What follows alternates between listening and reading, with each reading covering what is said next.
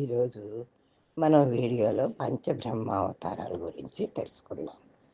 శివుడి పంచబ్రహ్మావతారాలు. సాధారణంగా అందరి దేవుళ్ళకు ఎన్నో అవతారాలు ఉంటాయి. విష్ణువు దశావతారాలు ఎత్తినట్టు శివుడు కూడా పంచబ్రహ్మావతారాలు ఎత్తాడు. అయితే వాటి గురించి తెలిసిన వాళ్ళు చాలా తక్కువ. ఆ అవతారాలు ఏమిటో ఈరోజు తెలుసుకుందాం. శివుని యొక్క మొట్టమొదటి అవతారం 19వ శ్వేతలోహిత కల్పంలో జరిగింది. అప్పట్లో బ్రహ్మ ధ్యానంలో ఉండగా ఎరుపు, తెలుపు, నలుపు రంగులతో కలిసి ప్రకాశిస్తున్న కుమారుడిగా ఆవిర్భవించాడు శివుడు. ధ్యానఫలంగా అప్పటికప్పుడు పుట్టడం వల్ల ఆ అవతారాన్నే సద్యోజాత బ్రహ్మావతారం అన్నారు. ఆయన నుంచి నందనోపనంద, సునంద, విశ్వనందులనే నలుగురు శ్వేతవర్ణులు శిష్యులుగా ఉదయించారు. సద్యోజాతుడు బ్రహ్మకు సృష్టి గురించి తెలివి కలిగేలా చెప్పి శివజ్ఞానాన్ని అందరికీ ప్రచారం చేసేందుకు అక్కడి నుండి వెళ్ళిపోయాడు. ఆ తర్వాత 20వ రక్తకల్పంలో ఎర్ర రంగుతో కూడిన బ్రహ్మ శివుణ్ణి ప్రార్థిస్తుండగా కలిగింది వామదేవావతారం. ఈ వామదేవుడితో పాటు విరజ, వివాహ, విశోద, విశ్వభావనులు అనే నలుగురు శిష్యులు కూడా కలిగారు. ఆ వామదేవుడే బ్రహ్మకు ప్రపంచాన్ని పుట్టించే శక్తిని ప్రసాదించి ఆ తర్వాత మాయమైపోయాడు. పీతవాసం అనే 21వ కల్పంలో శివుడు తత్పురుష బ్రహ్మగా పీతాంబరధారి అయి అవతరించాడు. ఆ అవతారంలో బ్రహ్మకు సృష్టిలో సామర్థ్యాన్ని కలిగేలా అనుగ్రహం కలిగించి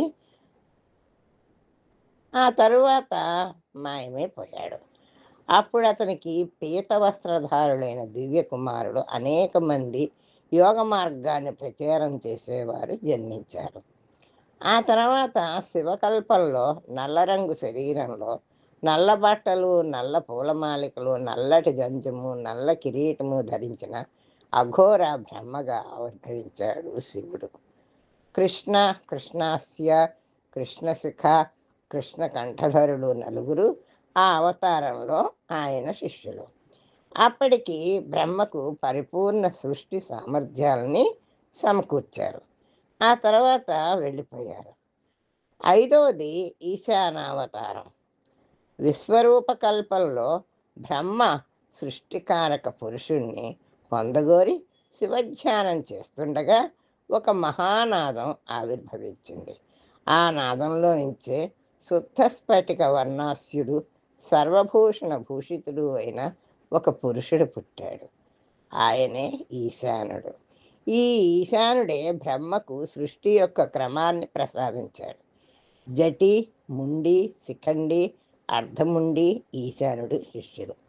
ఇలా శివుడి 5 అవతారాలు బ్రహ్మకు ఈ సృష్టి ఆవిర్భావానికి, దానికి కావలసిన శక్తిని, యుక్తిని, మార్గాలని అన్నింటినీ బోధించాయి.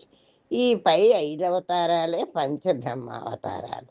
వీరిలో ఈశానుడు ముఖ్యుడు. జీవుణ్ణి అధిష్ఠించి ఉండేవాడు ఈయనే. ఈయన తత్పురుషుడు. సత్వ, రజో, తమో గుణాలను ఆధీనంలో ఉంచుకొని వాటిలో నివసించేవాడు. అఘోరుడు బుద్ధి తత్వవాసి. వామదేవుడు అహంకారాన్ని, సజ్జోజాతుడు మనస్సుని ఆవహించి ఉంటారు. ఓం నమ శివాయ. ఇదండి వీడియో. మీకు నచ్చినట్టయితే లైక్ చేయండి, షేర్ చేయండి, సబ్స్క్రైబ్ చేయండి.